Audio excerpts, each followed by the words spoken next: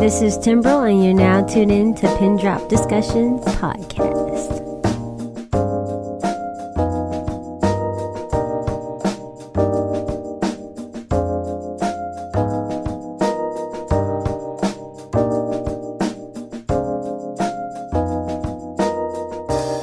Good afternoon. You're now tuned in to Pin Drop Discussions. This is your host, Tyler Parker, and I just want to take this chance to tell you guys that today we are starting a brand new format for our show. So as some of you guys may already know, we have a couple of different segments underneath our Pin Drop Discussions brand, one of which is called Pin Drop Discussions After Dark.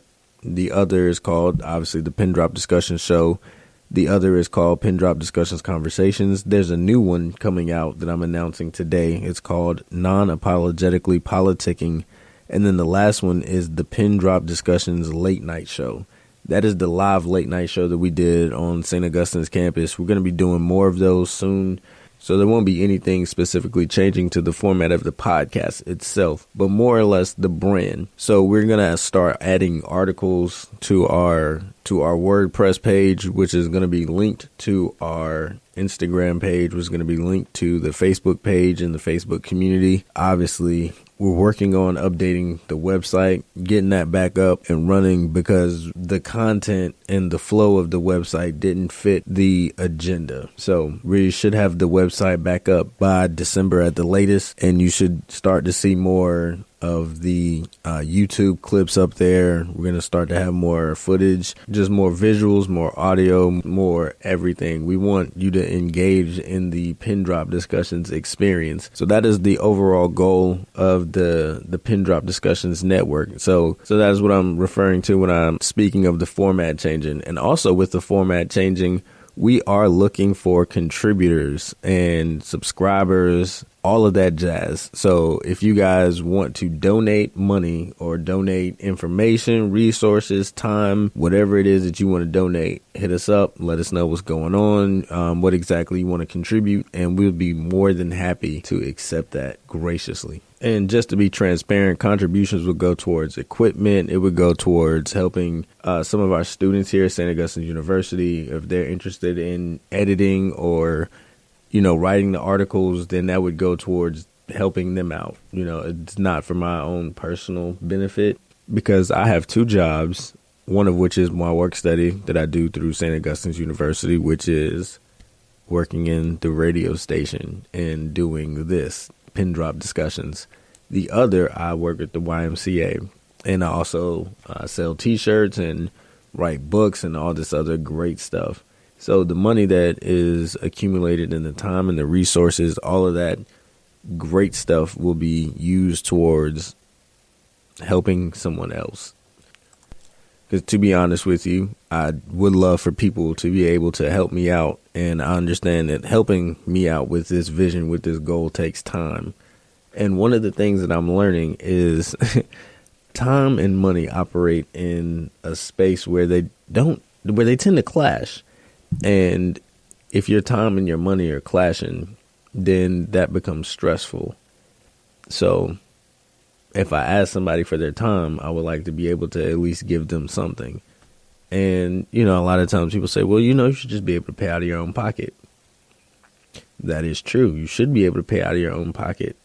However, I don't have it to pay out of my own pocket right now. So just being transparent, this money would go towards helping a student or someone in the community to do the things that we are envisioning here at Pin Drop Discussions. More than likely, it's going to be a student because I want to give an opportunity to someone coming up, someone that may not have the time to go work a 9 to 5 and, go to class and focus on school. And the reason why I bring that up, both of these parts go together, both time and money and transparency.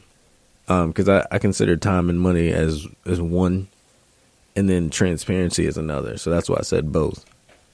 So I bring the transparency thing up first because I know that in this world, there's a lot of people that take advantage of people for monetary reasons. And one of those places was obviously the church.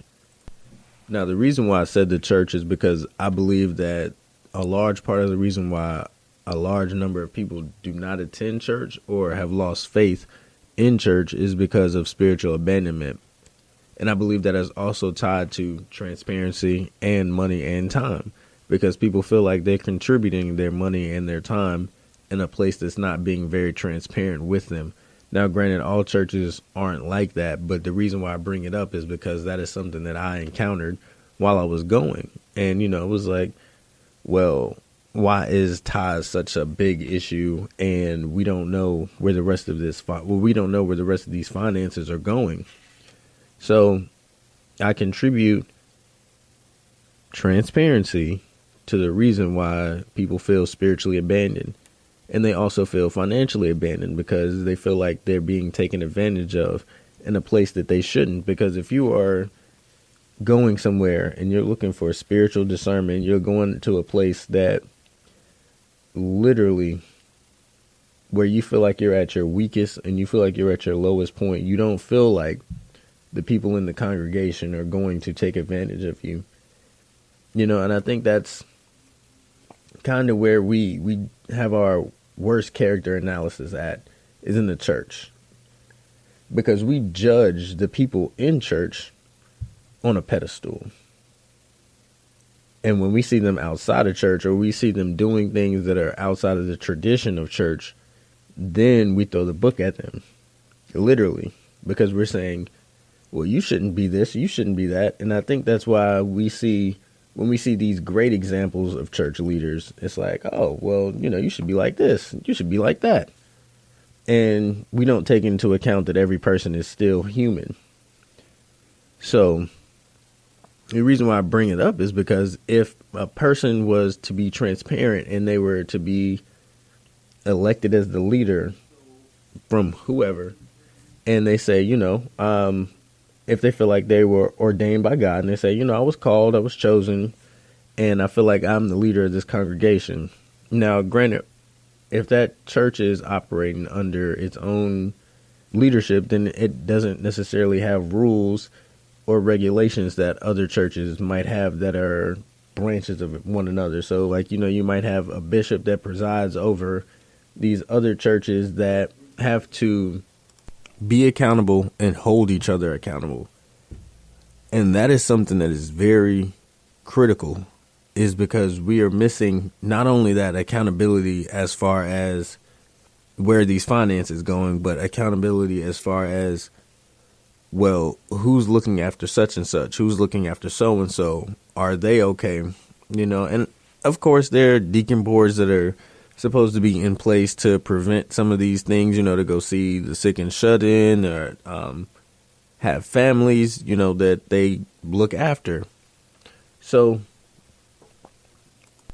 there are ideas, there are constructs in place to prevent spiritual abandonment and also financial abuse.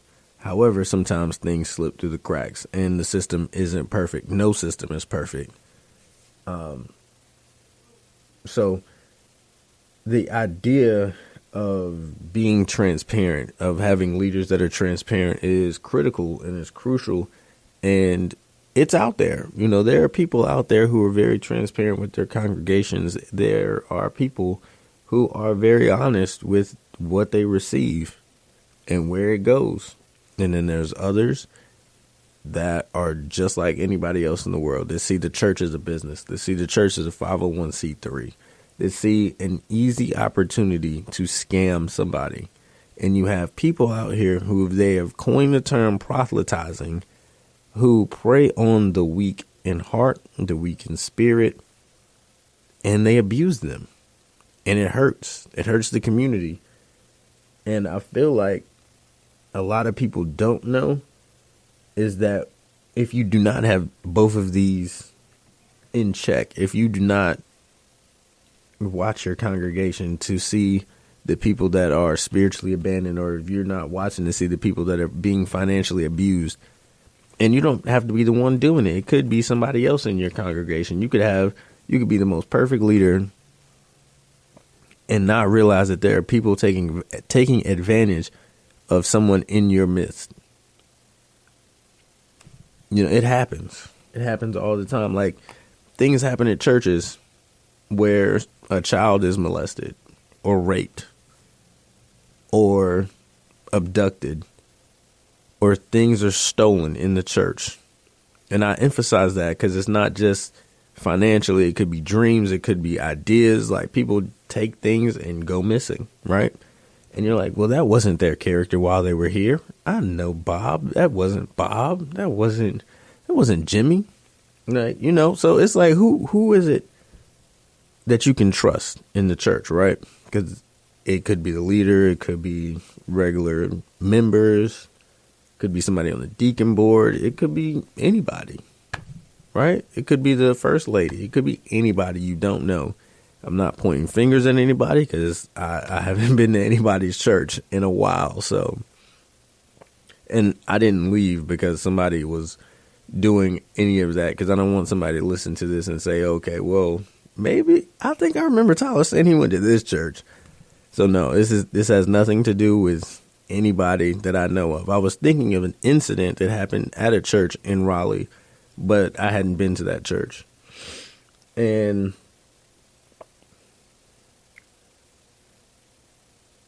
again, the issue is, who can you trust? And I feel like if you do not if you do not do your job to prepare your congregation for both skills in a worldly sense and in a kingdom sense, then you're doing them a disservice. Because we do need to know how to manage our money on the outside of the congregation, outside of the church, as well as inside. And you need to be able to know what to do with your talents and with your money. And with that comes spiritual discernment. And I feel like when you have those two things working together, that you won't have people who feel like they're spiritually abandoned. You won't have people who are financially abused, because if you teach them financial literacy, then they'll know long before, any of that happens. If you teach somebody, how to fish, right? That saying, that quote, give a man a fish and he'll eat for a day. Teach a man to fish and he'll eat forever. Or he'll feed himself for a lifetime. However it goes, it's beyond my age. But I just remember that saying. So the goal and the ideas and the heart is there. The heart is there for the kingdom, obviously. But every time I think of somebody asking for money, I think of one or two things. A homeless person begging on the street, and you don't know whether they're homeless or not. You see these signs that say 4 kids. It's like the worst situation ever. Just lost 6-figure job on Wall Street. And then there have even been some people with their kids out there. And I'm like, are these their kids? And I'm like, I know I shouldn't judge. I shouldn't ask that question. But we live in a world where we have to ask questions. It's like, I don't know. I don't know how to trust that. I don't know. I can't look at you and tell when the last time you ate was. And even if, you did just recently eat, even if you just recently ate, you could still be homeless. Even if you have the newest Jordans, you have the newest shoes on, whatever it is that you're wearing, you could still be homeless, because what you have doesn't determine your situation. And those are just material things again. So somebody could be homeless, sleeping in their car, and not ever ask for $1, versus somebody that could be rich and wealthy and have a loft, have a couple of condos, and be out there just doing a social experiment. You never know. So the reason why I say transparency is because of, I either think about a homeless person or somebody in the church. And somebody in the church, meaning the leader, meaning the pastor, meaning somebody like that thinks it's important to buy jets with church money, or a mansion, because it's like, whoa, that's not what my money was supposed to be going for. So It's just hard when you feel like you've been abused and manipulated and connived out of your funds that you worked hard for. So now to get to the second point of money and time existing in the same sense, I believe we discussed it in a earlier pin drop discussions, is that it is hard to have money and time both operate in the same realm. Right? I mean, there's ways that you can make money while you sleep. I mean, there's ways that you can, if you go out and you work a 9-to-5 job and you make $60,000 a year, it seems great because it is great. It is. You're doing well. Now, let's bring that down a little bit. Let's say you work a 9-to-5 and you're bringing in $32,000 a year or 34. Are you still doing great? Because the last time I checked, that was about the teacher's salary, 32 to 34,000. Could be 36, could be 38. Now let's bring it down a little bit lower. Let's say you're making about $23,000 a year. Now, how is that? How is your standard of living? And you're still working a 9-to-5, but somebody said that you are worth, for a year's time, you're worth $23,000 a year after taxes. I believe that's minimum wage, or a little bit above it. Actually, I can do the math for you. I can, because I've got a calculator. Let's see. $23,000 a year divided by 12. That's $1,916 a month divided by 80. It's a little over 23. Is that $23 an hour? That's before tax. So poverty is probably a lot less than that. I can get you those statistics. I can have those up on the new format for you. So, with that being said, if you go to work for that same amount of time that somebody else goes to work, and that job is valued higher than the job that you have, how can you make the difference? What time do you have to make the difference? So you have to choose what you do with your time, and you should choose what you do with your time wisely, because time has value and money has value. And I'm not saying that they can't exist in the same realm, but it is hard for them to. It's hard for them to be equal, because either you value time or you value money. Because you can value what you do with your money all day. Like that's critical. You should. You should also value what you do with your time. So just think about that the next time you were that's funny. I said think about that the next time. If you value this information, then use the time that you would put forth towards thinking about something else to thinking about what you do with your time. Sit down, make a plan, make a goal, think it out, think it all the way out.